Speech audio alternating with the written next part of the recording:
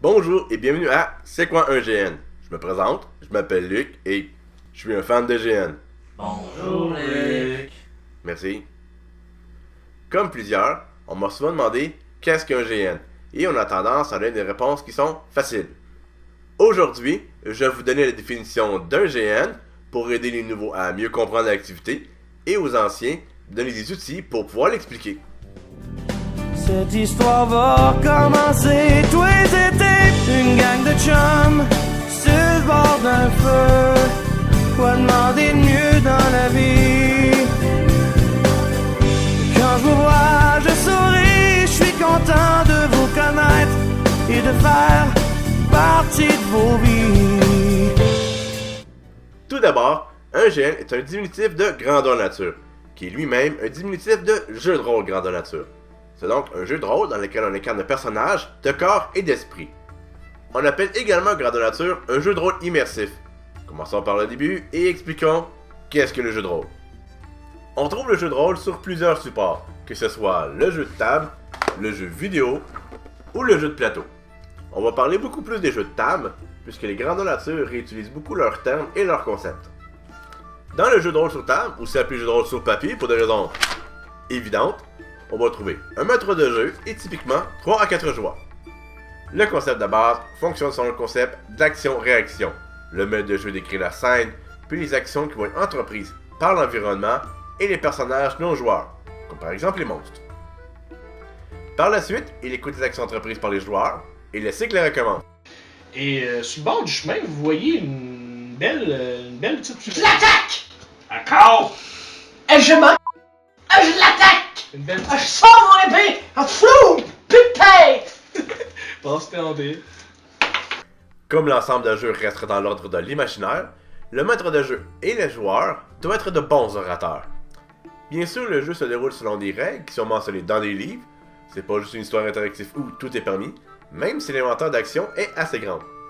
De plus en plus, les participants vont utiliser des accessoires comme des figurines et des CD de musique, puisque les parties durent entre 2 et 4 heures. Le système le plus connu est bien sûr Donjons et Dragons, même s'il existe beaucoup plus de choix pour tous les styles. On utilise même le jeu de rôle lors de différentes formations dans les entreprises. Un GN, quant à lui, va être beaucoup plus intense. On n'est plus 3 à 4 joueurs, mais 20 à 200 personnes, et la durée quant à elle va augmenter pour atteindre un 6 heures à une fin de semaine complète. Le point le plus marquant est bien sûr le fait que le jeu n'est plus seulement dans notre imagination ou sur papier, mais bien réel. Pour incarner un personnage, on va donc porter un costume, on va aller dans les sentiers, et on va même se battre avec notre propre habilité. Bien sûr, il y a toujours des règles pour savoir ce que l'on peut faire, ou dans ce cas-là, prétendre faire, mais les règles vont être simplifiées pour prendre en compte les limites physiques et la sécurité des joueurs. Contrairement aux jeux traditionnels, les réactions vont être immédiates et beaucoup plus variées. On peut également expliquer les grandeurs nature en se basant sur d'autres activités. On parle souvent du match d'impôt parce qu'ils ont beaucoup de ressemblances, mais je vais vous donner d'autres exemples. On peut également présenter les grandeurs nature comme étant des théâtres interactifs, puisque l'histoire nous est présentée et c'est à nous de déterminer la suite des actions. Dans le même genre, on peut les comparer aux jeux de meurtre et mystère, qui offriraient beaucoup plus de liberté. Pour les gens qui n'ont aucun concept de jeu de rôle, on peut même faire des rapprochements avec le sport, en prenant en considération que les joueurs sont les athlètes. Ça, c'est un corps d'athlète. Si on commence par l'évidence, un grandeur nature comporte la marche, la course, l'escrime, le tir à l'arc et le camping. Dans les deux cas, souvent les règles vont être modifiées pour assurer une meilleure sécurité aux participants. On a également le même cheminement de participation. On a les sportifs de salon, ceux qui vont regarder le match à la télé. Pour nous, c'est l'équivalent de ceux qui vont regarder le trône de fer ou le Seigneur des Anneaux. On a ceux qui vont s'immerger dans le milieu sans même y participer. Dans les sports, c'est les spectateurs qui vont aller au stade. Pour nous, c'est ceux qui vont aller dans les conventions et dans les festivals médiévaux. On a ceux qui vont parler de chiffres et de statistiques. Pour les sports, c'est ceux qu'on va appeler les gérants d'estrade. Pour nous, c'est ceux qui vont jouer à les jeux de table qu'on appelle les rôlistes. Puis il y a ceux qui vont créer l'action. Dans le sport, c'est les athlètes, et dans la grande nature, c'est tous les participants. Il y a beaucoup plus de rapprochements qu'on peut faire avec le sport, que ce soit dans l'équipement ou la fraternité, mais pour l'instant, on va arrêter là.